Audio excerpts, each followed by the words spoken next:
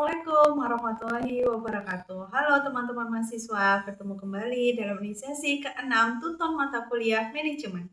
Pada pertemuan ini, kita akan mempelajari tentang kewirausahaan, kreativitas, dan inovasi. Silakan teman-teman mengisi daftar kehadiran pada link yang sudah disediakan. Selain itu, silakan teman-teman untuk mempelajari BMP Manajemen Modul 10. Dan selanjutnya silakan berpartisipasi aktif dalam diskusi sesi 6 ini.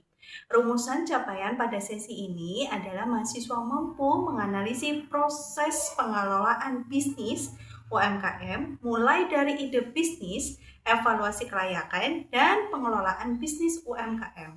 Untuk menambah wawasan teman-teman sekalian, silakan mengakses materi pembelajaran yang dilampirkan dalam inisiasi ke-6 ini. Terakhir, saya ucapkan selamat belajar dan sukses selalu. Wassalamualaikum warahmatullahi wabarakatuh.